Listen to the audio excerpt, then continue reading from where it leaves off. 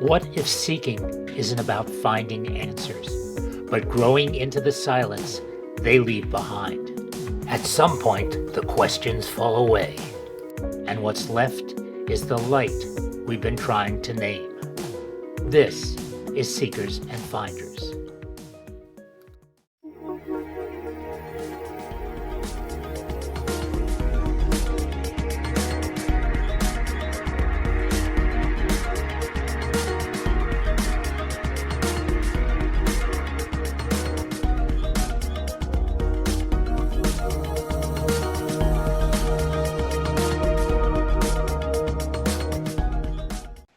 Okay, and welcome to another exciting edition of our fall lineup for Seekers and Finders podcast 2025.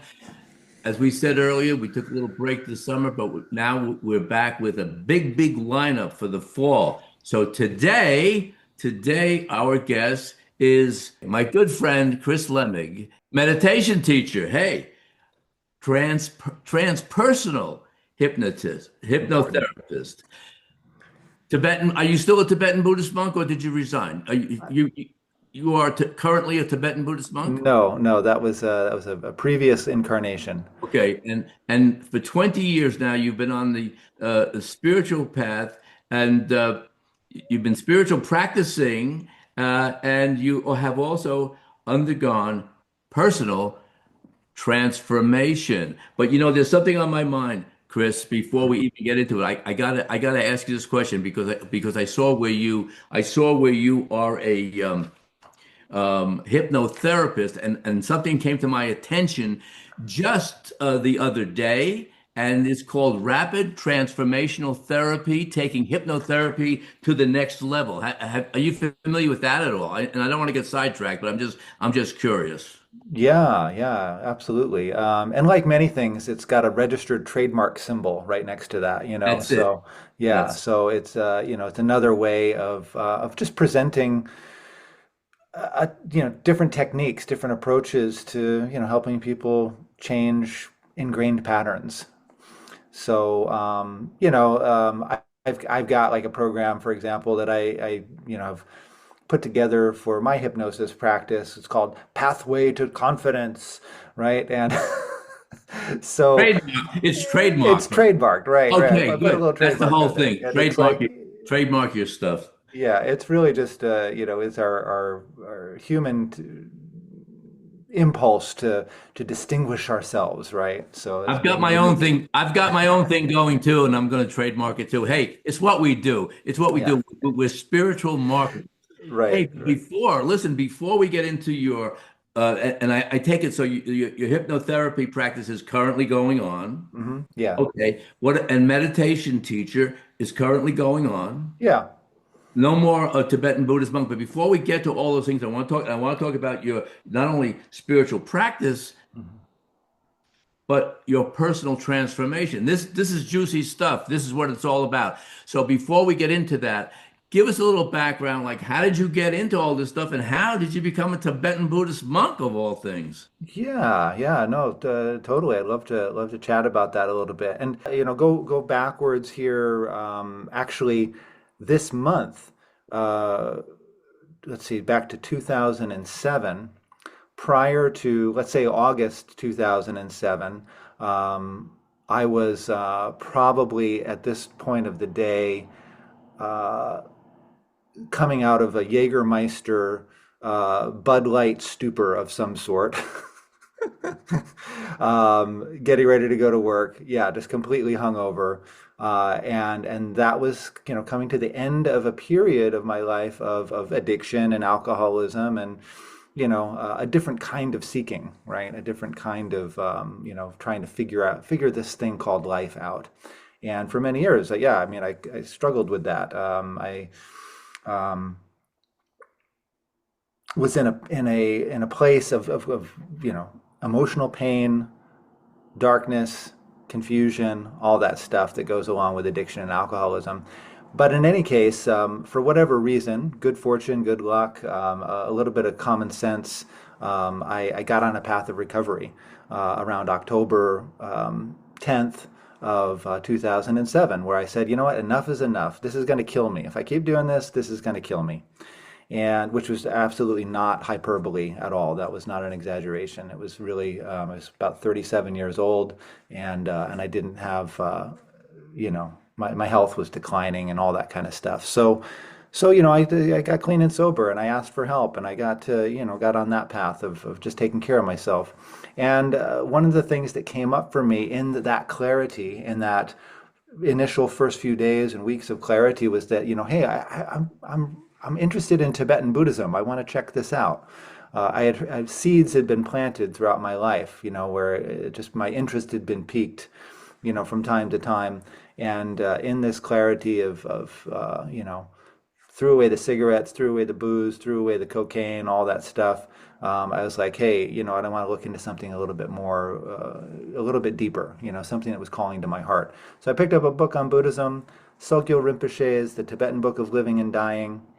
And from the first pages, I was just like, holy crap, I've wasted my life, kind of a feeling. This is it. This is the stuff that I've really been longing for. This is what I've been missing in my life. And that really just kicked off a period of about the past 20 years almost of seeking. And well, we'll see if I found anything or not, maybe throughout this conversation. But yeah, that's kind of where things started. And I just kind of followed that path all the way to India, all the way to Nepal, to Tibet, and eventually became a Buddhist monk for a while. Quick So question. Wait, quick question. So what lineage were you? A Kagyu or Gelupa? What lineage were you part of? At first I was drawn to, at first I wasn't sure. I was pretty sure it was going to be Tibetan Buddhism, but I kept coming back to the Gelugpa tradition. The Dalai Lama, who still has a place in my heart for sure. I mean, just he's the Mahaguru, to me. Still, even though I don't, listen to his teachings continuously or anything like that. But he is, that tradition. But then I very quickly recognized that the Nyingma and sort of Kagyu traditions of Dzogchen Mahamudra, these were the places that I was most drawn to. And as I reflect back on, my time, in addiction and, extreme use of substances, I recognized that I was just searching. I was searching for meaning. I was searching for truth. That was just a path that I was on. The sincerity of it was still genuine. I think it was just, for me anyway, it was, self-destructive ultimately. And so I had to pull back from that. But I don't fault myself so much for, the long, the basic longing, like I want to know what, who I am and what am I doing here? And drugs, substances can be a gateway for that for a lot of people. And I don't discount them as a valid path, at least for a while. But hey, eventually we got to drop everything. So, that at least for me, I was like, sooner, I better do it sooner rather than later. did you have any spiritual background when in your youth, religion that you part of your family? Yeah, yeah. I, grew up a Catholic, went to Catholic school for, grade school. So first, kindergarten through, well, no, first grade to sixth grade. And so that was a big part of our life. But then my mom and then her new husband kind of got into the New Age stuff in the 80s. So they were really into kind of the whole life expo, new life. I mean, yeah, kind of like New Age philosophies. My mom got into Paramahansa Yogananda. My stepdad got into Scientology for a while. We almost got absorbed into that world completely, but dodged a bullet there. But in any case, got exposed to a lot of different things, a lot of different, philosophical views, spiritual ideas, and practices and stuff growing up. So it was a little disconcerting sometimes because it was a little chaotic, but I got a chance to see and taste a lot of different things. What in particular drew you to Tibetan Buddhism? This was even before you read that book, Yeah, Death and great Tibetan question. and Dying. This is before that. So what drew you to Tibetan Buddhism? It's actually a great, an important part of my story that I share often, and that is that a few years before that, or maybe yeah 6 7 years before that, I was totally strung out and loaded one night. It was like 3, 4 in the morning or something like that. I'd been up for days, and I was just doing whatever tweakers do, and at 3 in the morning, just spun out of my head. And I had the TV on. Uh, I had the kind of rabbit ears antenna on the TV, so the reception wasn't so good. But the reception came in long enough for me to catch and be drawn into this documentary on PBS that was playing, the Tibetan Book of the Dead. And it was this documentary. Leonard Cohen was narrating this film, and I was just like completely engrossed in this movie. I didn't understand any of the content. Like none of it it was completely brand new to me, but the documentary is about the whole process from the Tibetan point of view of death and moving through the bardos, through the intermediate states, from sort of the dissolution of the body to where the body dissolves, the consciousness retreats back more into a non-material state, and then goes through a process either of enlightenment or rebirth. So anyway, I didn't understand any of this at the time, but I was engrossed with it and I was fascinated by it. And I couldn't take my eyes off of the TV screen. And every time that the antenna would wobble, I would just I would, just want to focus on this program and what was being presented here. So I think that was like kind of one of the seeds that was planted in my subconscious, in my mind stream, so that as I approached the decision to get clean and sober, it was one of the things that kept recurring. It was like once I'm clean and sober, once I have a little bit of clarity in my head, I want to look into Tibetan Buddhism. I even wrote it in my journal. I remember it was kind of scrawling, drunken hand, but it was like once I get clean and sober, I want to look into Tibetan Buddhism. And so I followed through on that, and that's really what it was. And then just kind of just hit the ground running. And I believe it was karma. There was a definite whatever you want to, however you want to look at that. There was a strong affinity, a strong feeling of like, this seems familiar to me. This is just, I get this. There's something about it that calls to me. I totally get that because I have a similar kind of experience in that I always felt drawn to, even though I grew up, same with you, Catholic school, traditional Christian upbringing. As soon as I got a whiff of it, I was drawn immediately to the East. Immediately. So I know what you're Yeah. saying. So we can call it karma. Yeah, we can call it whatever. But Right. yeah, there's something there. Because I said, 'cause I didn't know anything about it either. But it's like I was drawn, sucked in, and I've never left. Yeah, yeah. That's how I felt about it. And so I would do things like, when I would go to Tibetan pujas, right, for example, and it would be being presented in a completely different language. Didn't really know what was going on, but I was sat there transfixed sometimes for hours. I didn't know what the hell was going on, but I was just like, no, this I belong here. This makes sense to me. Okay, so from 2007 right up till when did you leave, and why did you leave being a monk? Well, I went to India for the first time in 2008. I went on my first pilgrimage there. My practice and interest in Tibetan Buddhism just continued to deepen. I went to my first retreat in that first trip, my first like Buddhist, silent retreat for 10 days.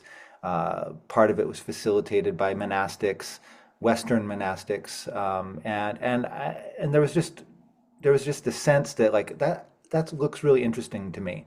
I didn't realize that was a choice that we could make as human beings. And so it just got in my head that it's like that feel again, this sense of affinity for that path, for that way of life. And I was like, you know what? That feels like something that I want to do. I want to give that a try. So over the years, I prepared for that. I didn't take that decision lightly. I wound up studying with a Tibetan Buddhist teacher for many years and got a good solid foundation in the philosophy and the tradition and the rituals and this sort of stuff. Even learned the language, even learned Tibetan language, Oh, and went over to India for a couple years to do that, living in Dharamsala. But then, yeah, then I took monastic vows. I had the good fortune to be able to do that in Tibet, at my Lama's monastery in Kham. and was able to do that there. Wait, And even after the Chinese takeover and oh destruction yeah, of yeah, that culture, yeah, it was amazing. It was surprising because by that point, like I had heard all the stories and known many Tibetans who corroborated the stories of the Tibetan plight, the Chinese government taking over, being in control, suppressing the culture, these sorts of things. But when I got there, this is 2014 when went to Tibet for the first time, um, Buddhism was flourishing. It was amazing. It's like a big change had happened. There was still totalitarianism. You still got that sense of like, okay, Big Brother is watching, no doubt about it. There was drones at certain places that were taking our picture, and there was checkpoints, and there was going through bureaucracy where they knew exactly where we had been, our group had been, like every step of the way. But in addition to that, there was a tremendous like renaissance of Tibetan Buddhism that seemed to be happening. Huge interest on the part of the Chinese people who were coming up and pumping a lot of money into the institutions, rebuilding the monasteries, and the practices and the study and all of that were starting to flourish again. wow. So yeah, so I got to take vows there, and was like that was like a huge part of my huge blessing. And I guess what your question was, how then, well, why did I leave that? Right. Because now you're immersed, you've been Yeah. initiated, inaugurated, whatever, and you're a Buddhist monk. Okay, so what happened? You're a monk and you left. Yeah, well, I lived over in India for a while. I'd saved a bunch of money from my bartending gig that I had, and I was in the restaurant business for a long time. So anyway, I'd saved a bunch of money to do this, but here's the thing, contrary to popular belief, once you take ordination and put on robes and shave your head, it's not like a magical bank account appears, like a Buddha bank account, and now all of a sudden you've got health insurance and funding, right? At least for Westerners, in the East they've got traditions, they've got institutions set up that support a monastic community, and it's not always there's still things that individual monks need to provide for themselves, and it's good to have sponsors and help from family and things like that. But generally speaking, you're set up, right? You have your robes, you've got your food, you've got your lodging, you've got the education is provided for you. For a Westerner, it's like, you got to pay to play. So when I came back to the States, as Robert Thurman mentions, we don't have in the West, we don't have a free lunch program for spiritual seekers, and in fact, it's considered to be, of course, kind of there's something wrong with you if you're like, what are you looking for, a handout? You looking for a free ride here, kid? What do get to work? It's not the American way. It's Sorry. not the American way. It's not the American way. No. So long story short, that was one of the main considerations, was that, I need to work. I need to do something to provide, the dinero. So, so that is in direct contradiction to some of the vows. You're not supposed to work. You're not supposed to take your robes off. You're not supposed to wear lay clothing. Right. In that culture, that works because the people, you go around with the begging bowl and they put rice in it. Over here, you go around with the begging bowl, get smacked in the head. So different. Right. It's a different dynamic over here in the Right. West, especially in America. Yeah. No, I was in one of the monasteries that I lived at. I was good friends with the treasurer, of that monastery, and so I would have lunch with him every day.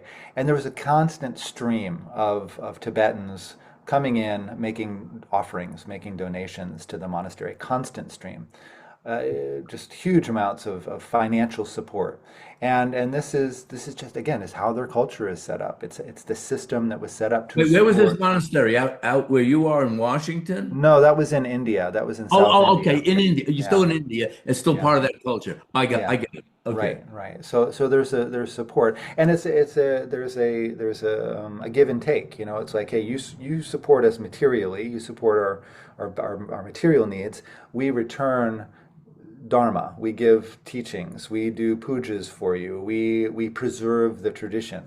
you That's the know. way it was when I was living in Canada and I was part of a Tibetan Buddhist Sangha. We had the Kensho come Mhm. and he would do the empowerments and all this stuff, and we would give him Yeah, money, support him because obviously same thing. So there is this idea of, yeah, you're doing the inner work and we're going to support you yeah, outwardly, right? right, exactly, exactly. But you Yeah, but so you still have your shrine set up behind you. So yeah. I imagine you're still doing the prayers and ceremony that is surrounding the whole Buddhist ideal, correct? Well, I do still have a strong connection to it, but especially over the past couple of years, I've been letting go of those external manifestations of the practice. Um, with a sense of caution, because like I don't want to just like, I mean, I love them. I love these traditions. I love the Tibetan Buddhist practices. I love the prayers, the aspirations, the visuals, all that stuff. But at some point we've got to jump into um, the pure freedom of being, which is beyond concepts and beyond uh, these sort of self-imposed limitations. So I've been doing less and less of the formal practices with pretty good result, I think. Just letting go of these things with love, and with honor and with respect and appreciation. But I'm doing less of the formal practices. Every once in a while, yeah, I'll dust off my prayers and go through them again. They're so beautiful. They're so wonderful. But I do have a shrine still set up. I sit in front of my shrine every day. I'm still inspired by the images and by the pictures of my teachers and things like that. But yeah. I want to get a timeline on this. So when did you actually formally leave the being a monk? What year was it? Because you went in. 2016. Okay, good. All right, Yeah. thanks. I just wanted to get a time frame. Go ahead, Stefan. Did you find the restrictions too much for your new sensibilities to want to deal with? Did you want more of a heart kind of experience than the strict regiment that the Buddhists use? I think that for me, what it was recognizing some of the shadow motivations for doing a lot of these practices and being in this relationship with the teacher in the way that I was energetically, psychologically. And a lot of it had to do with sort of unresolved trauma, lack of belief in myself, lack of confidence in my own capacity to awaken. And so a lot of my relationship to teachers, to gurus, to the practices themselves were based on this feeling of like I'm not good enough. There's something wrong with me. There's something missing within myself. And so there was this grasping. So there was this sense of this energy of projecting onto, especially the guru, especially the teacher, this parental energy around them, right? Like I need Lama Mama, Lama Daddy to love me, to appreciate me, to tell me that I'm okay, to tell me that I'm good enough. And as I started to do my own inner work, and this is where the personal transformation comes in, like that inner healing work. That's, I think, a part of everyone's process, of really honoring and looking at the deep wounds that we experience as human beings. This is a traumatic experience to be pulled out of the unity into this illusion of separateness. It's violent, and in that violence, can become traumatized. And so working through that and bringing all that stuff up with love and with compassion, with affection for myself, started to realize that, oh, this dynamic that I have with the teachings, although beautiful in many ways, there's also a shadow element to it as well.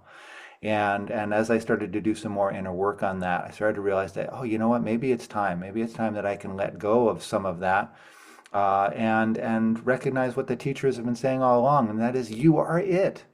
You are it. You've already got it. you can do this. You don't need me. Right. You don't Well, need, yeah. Gary and I both had the guru experience, so we know what Hmm. it is like to uh, give our power off Hmm. to something else.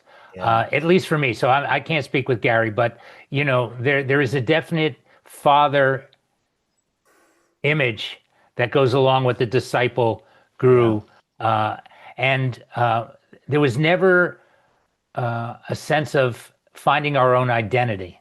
Right. So we were engrossed in the whole guru's identity, and we Right. figured he was going to take us along to the golden shore, as he said, and without him we would never reach it. And Exactly. that alone takes your power away. Yeah. So once you're on your own, as you did, you suddenly discover that it really is all about yourself, It and is. you don't need that. That's just a kind of teaching ground for you. Yeah. But get out there and do it on your own, man. Right? Absolutely, absolutely. And it's the metaphor of training wheels on a bicycle is really apt there. It's like at first maybe we could That's the do. first thing I just thought of. That's the first thing I just thought. Training wheels.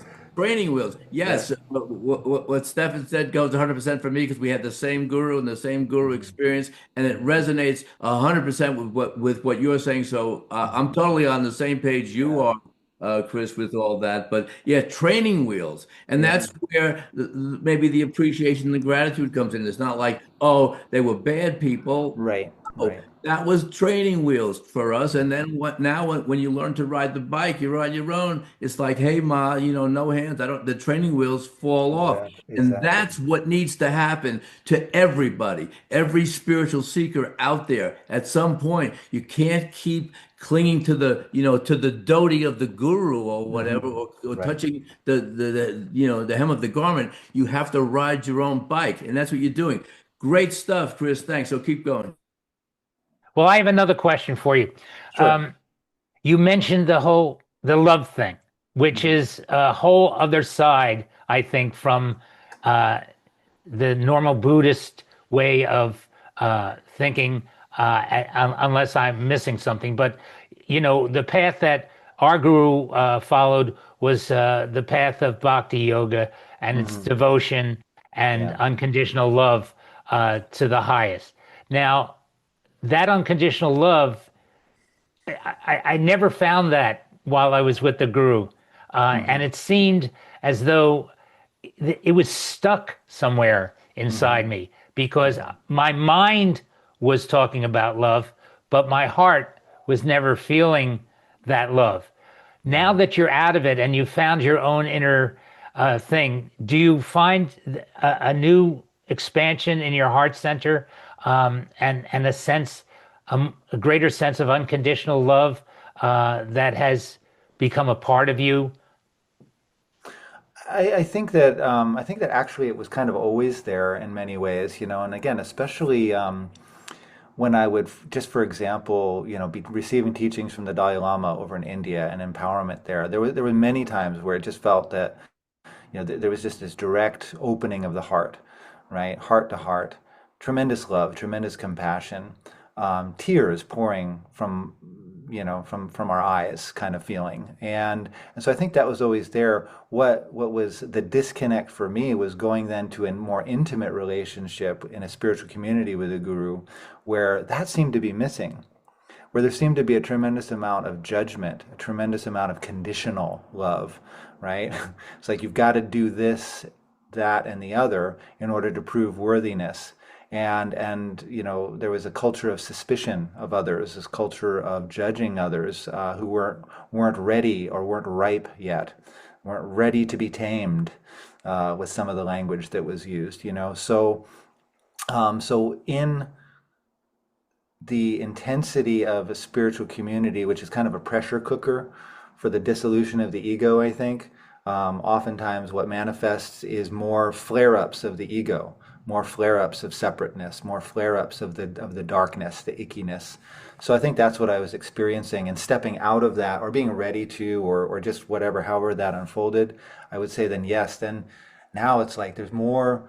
now I don't have to I don't have to judge people so much or feel judged, so the heart can be more open.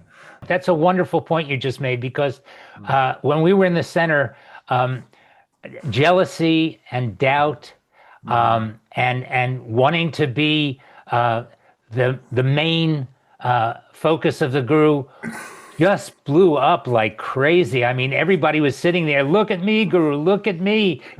I'm the best meditator, aren't I? Aren't I? No, no, no. Don't look at her. Look at me. Look at me. And Oh that my was God. so destructive. I mean, they Yeah. could say that that's part of the game. That's what Hmm. you have to go through before you can reach total enlightenment. But I don't believe that because Yeah. I never discovered my inner being until I left.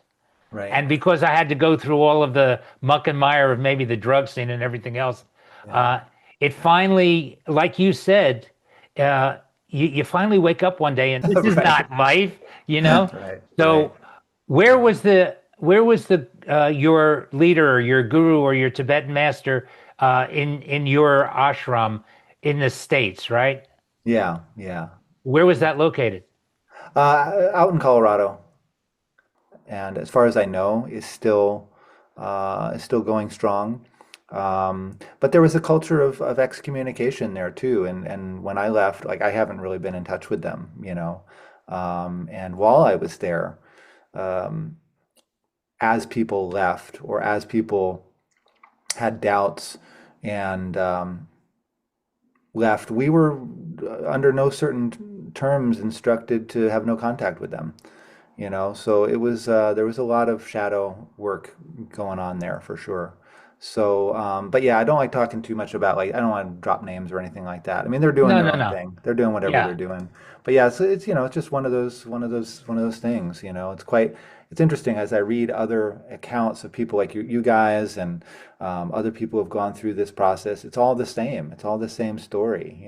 All the same, all the same story. Exactly. If you've Mhm. been in one cult, you've been in them all. Yeah, So now, totally. because I've done a lot of research on cults, and I Yeah, found the cult that I was in and the cult that you were in and they were in, the experience is 99% it the is. exact same thing. Yeah, yeah. I mean, even if you made friends within the group, once you left, you were poison, Oh and yeah, yeah, yeah, you're yeah, done. You can't yeah. call them; they can't call Hmm. you. Yep. Um, if you Same see thing. them on the street, cross the street. Yeah, It yeah, really is a controlling kind of environment, and yeah. it's to me the least spiritual It, you could it, possibly be. You know? yeah, No. yeah. So I don't know. And It's yet, ironically, that cult experience was the richest experience I have ever had, and it has and what I took from it hmm. has stayed with me and blossomed and grown. So, like, hey, I'm happy to have had that experience. Yeah, Other people kind of come out wounded, yeah, right. and they're traumatized the rest of their life. I mean, everybody has a different story to tell. But in my case, thank God I had that cult experience. I got so much from it. I'm reaping today. I am reaping the benefit of it. Once you left this whole thing, then how did you get to Washington, and what was your new life like as a civilian? Yeah, it was a bit of a transition. It took a little bit of time to get to kind of hit a new groove. Because I was actually at first, so leaving a sangha, returning my vows. That was deeply a huge psychological upheaval. It was really Did you have to emotional. face did you have to face the guru or the lama when you did that, or could you do it by like remote? So I did it. So I left the group because it had gotten to the point where it was life or death for me. Actually, like I was so depressed there. I was on the verge. I was actually not on the verge. I was at times suicidal. And not just me, but there were other people too in the sangha. And this is also a common feature of some of these cult experiences, is that it's just so intense and so overbearing, and it's just so there's just like something so desperately wrong with the situation. We want to be there, because we're sincere. We have these sincere hearts that we want to know the truth. We want to do it right, right? And we want to please the guru, right? Because of our own like bullshit wounding with parents and shit like that. But so when I left that, it was like a sewer pipe burst in my soul, and all the junk and all the shit came up. I did have a little bit of a relapse, because it was like, I was in so much pain that I was like, hey, well, in the past, the way I dealt with this was, I know there's some medicine out there that I can use, and so anyway, so I did that, but then that just really just deepened my recovery because I just kind of dove back into that once I caught myself and renewed that commitment to recovery. But yeah, so I was in Colorado, and I realized that that's not where I wanted to be anyway. I didn't really like Colorado, and so one of the things that I realized was I have to do what I want to do. I have to start doing what I want to do. And one of the things that I've always wanted to do is live on the Pacific Northwest. I love it out here. It's a beautiful place. It fits my Irish genetics makeup, the gloomy, dark, rainy cold. I love it. So yeah, so I really dig it out here. So and then from here, with some ups and downs, I wound up finding hypnotherapy as a profession, and I got trained by a guy who was is a longtime practitioner of Buddhism. He was actually a student of Muktananda back in the day. He was a student of Trungpa Rinpoche. He was a student of Suzuki Roshi. So he was one of the OGs of all this stuff, for sure. But he taught it from that perspective, taught hypnotherapy from this perspective of innate purity, basic goodness, and our essential wholeness. And so that was the training that I first received, and I opened up a practice, and I've been doing it ever since.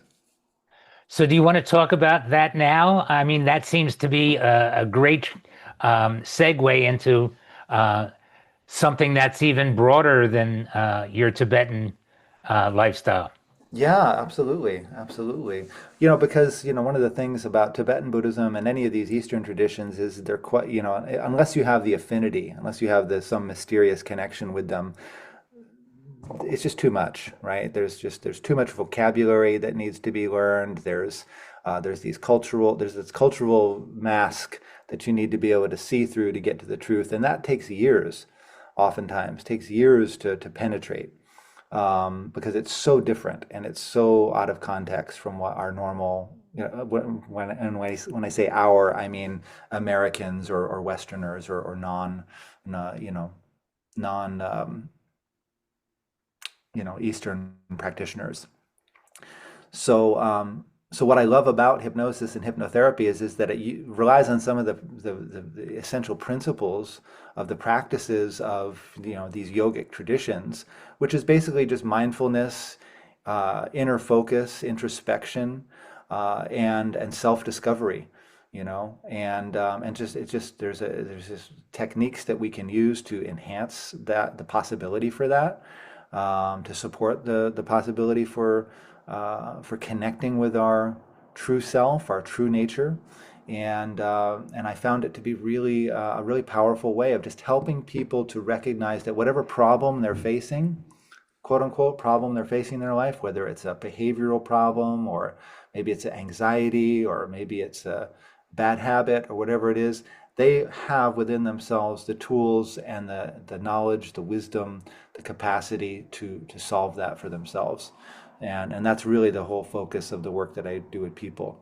It's a terrible business model because ultimately what I'm wanting to do is to work with people for a short period of time to show them how that they can, you've got it yourself. You can do it yourself. Well, Yes, we can rely on each other. We can help each other along the way, and that doesn't stop necessarily. But we have the resources within ourselves to heal and to learn and to grow. I actually took advantage of hypnotherapy back in the early 90s. Mm. And we had lost a a child, and it was imperative that and we tried to get back into the spiritual center just to, you know, churn everything up and bring us back to center. But eventually we ended up finding a hypnotherapist, um, and she was amazing. I wanted to ask you, are you doing past life regression as well? As it comes up, it's not the main focus of what I do, but sometimes it will come up. And the process is a little bit mysterious. Um, I don't always know exactly how to explain what's happening. There is a mystery to it because we are kind of turning things over to a deeper wisdom, a deeper intuition. And but occasionally, what will happen is that whatever issue people are working with or on or through, past life regression, a past life experience or memory will come up. And so we'll work with that, and we just accept that that's exactly what is going to be the most useful way to approach this part of the process of whatever it's healing or reintegration or transformation, whatever needs to happen. But yeah, it's amazing. I've had many past life regression experiences with myself and others that are, uh, the interesting thing about it is that it doesn't even matter if it's really a bona fide past life experience. It can be sometimes like that's just the most skillful way our subconscious mind can come up with to work through an issue, in a metaphorical and energetic way. The imagination. It is. It's really a lot of it is really based on the power of our imagination. We're imagining all of it. Anyway, the whole of our perceivable experience is all a projection of imagination. So we use that. Like I say, that basically hypnosis, we're using the poison as the cure. Yeah, We're, I don't think enough people give the imagination on a spiritual level enough credit. yeah, and that's the thing, kind of, in sessions with people, it's amazing. I've learned how to really let your imagination take over, your subconscious mind, and I tend to say very little in sessions now, and it's because it's really about the person's experience. It's really about their inner experience, and I could come up with all sorts of metaphors and stories and direct them to imagine this or that. But what I find again and again is that they come up with exactly the right images, the right pictures, the right imaginative inner play to work out whatever it is they're trying to work out in ways that I could never come up with myself. So Do you ever leave any one of these sessions with this deep feeling that you've gotten from one of your, I don't want to call them patients, but hmm one of the guests in your studio? Oh, all the time. Because there's a deep connection. We're all interconnected. We're not separate. And so in these sessions, there's a deep simpatico. There's this deep empathy that unfolds as well, and it's like I'm stepping away from my ego, helping them to step away from theirs, and there's sometimes they're speaking from their higher self. They're speaking from their true self, and the wisdom that they're discovering is not only for them but also for me, so sometimes it feels so magical and so powerful.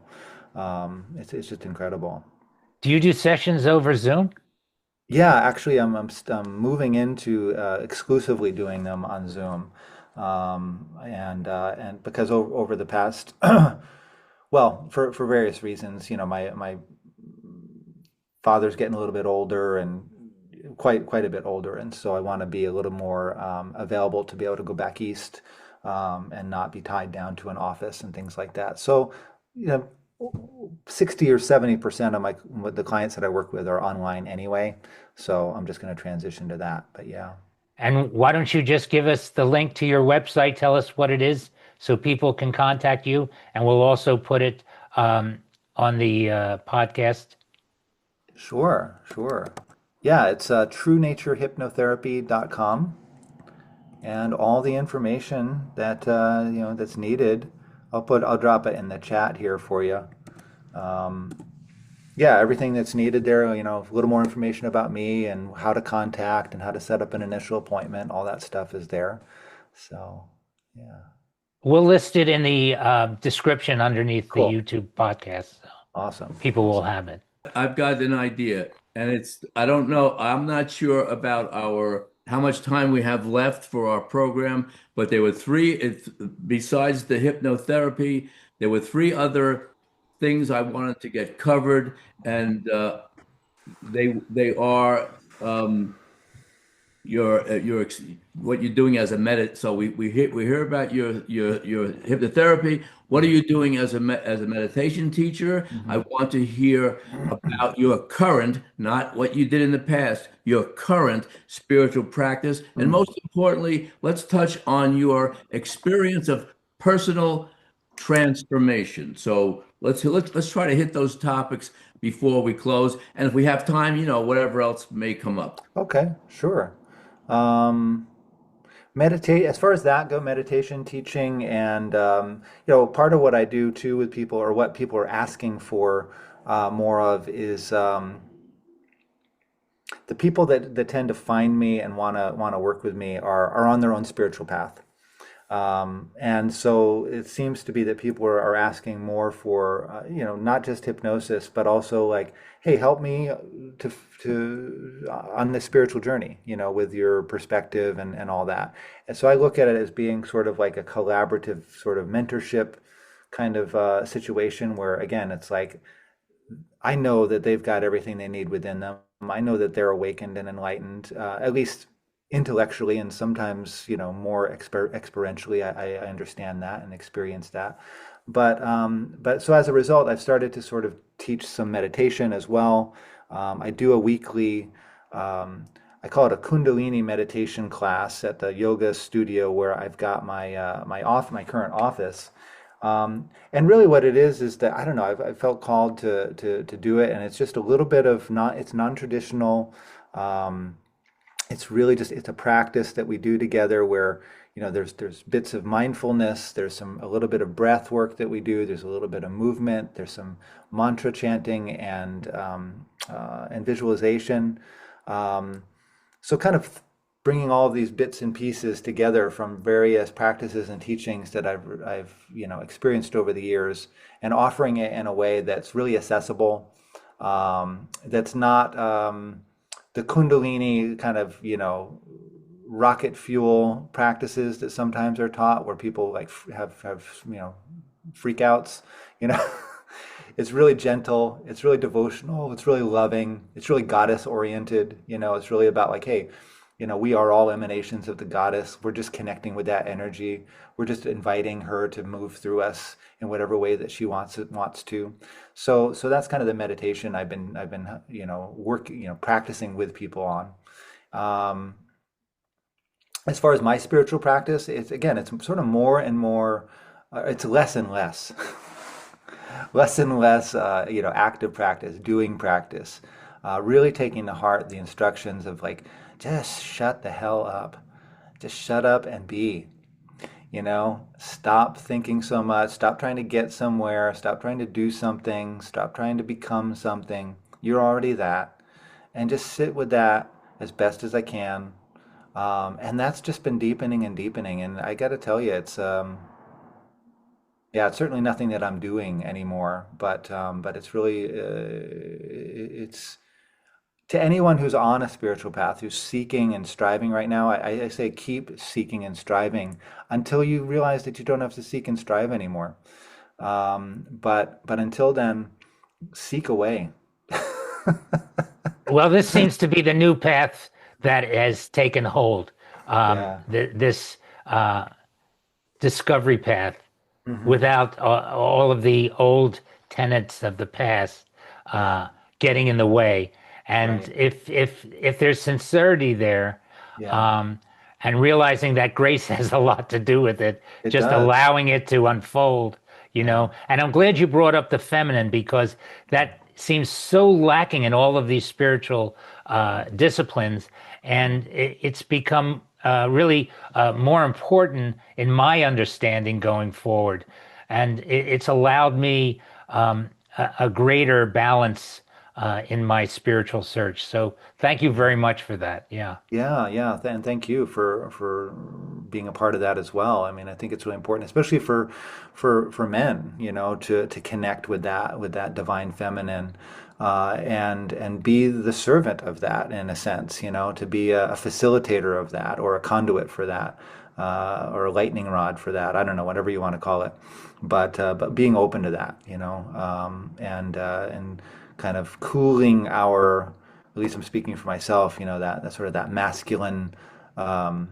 egoic, I got this, I'm going to do it on my own, I'm in charge kind of energy, so opening our hearts, opening the masculine heart is really powerful. It's a really powerful, untapped, aspect of our being, I think, as masculine beings, as male beings. So, yeah. I watched this documentary yesterday.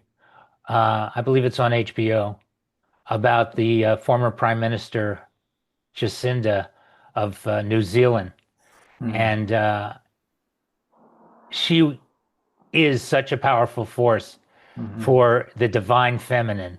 I Yeah. have to tell you, she expresses every aspect of the divine feminine with love, compassion, kindness, but Hmm. also power in that Hmm. feminine way of discernment. And it was really beautiful. Not to get off the subject, but I think Yeah. everybody should check it out if Yeah. they have Cool. HBO. Cool. Yeah, Yeah. That's wonderful. Yeah. She's amazing. Amazing. amazing. Yeah. Yeah. Our final topic for today, personal transformation. Chris, let's talk about your personal transformation. Right. Right. I don't know. What does that mean? What does that mean? It's a little jargony, I guess, but for me, it's been,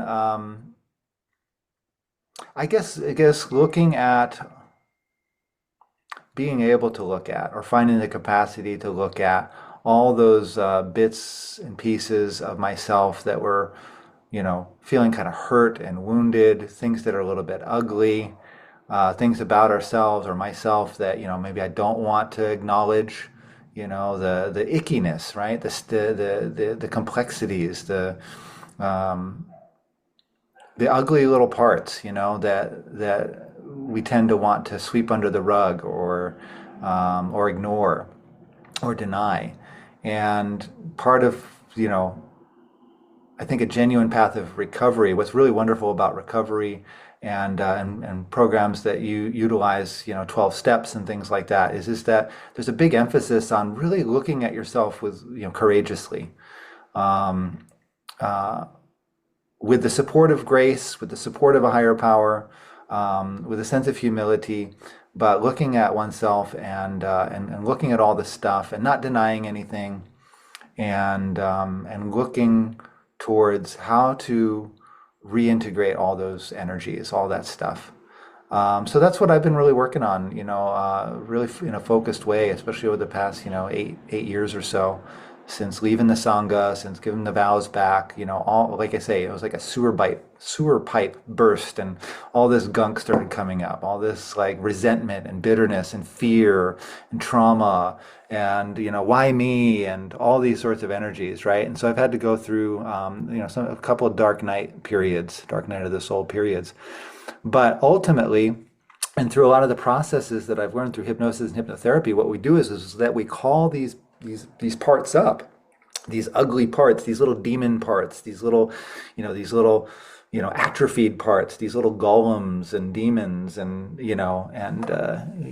these little bits of ourselves that, again, we normally suppress, or that are manifesting in unhealthy ways in our life. And we bring them up, and we love them. We love on them. It's the Milarepa story of, of making tea for your demons, the demons in the cave.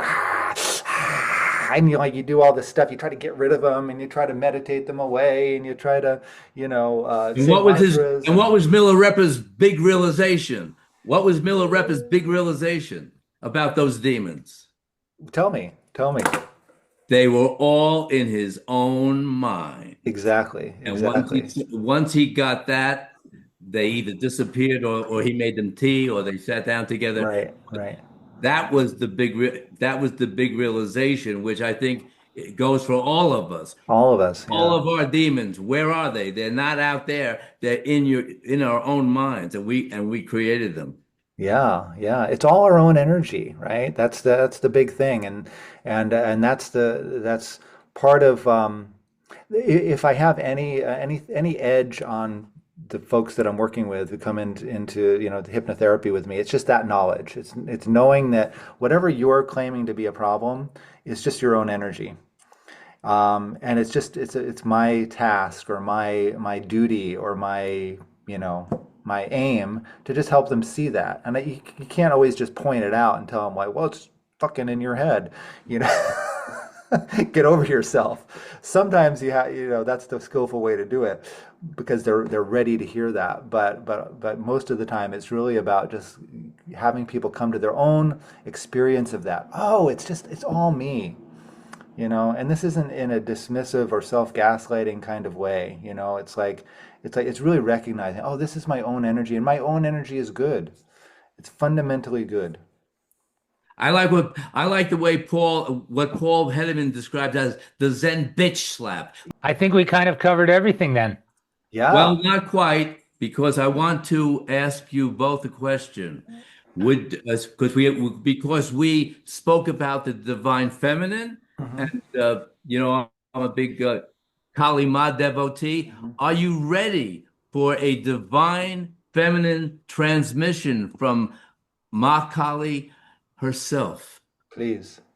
Always Okay. ready. Always ready. Okay.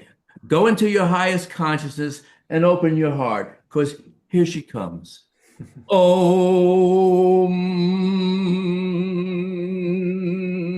Om. Okay.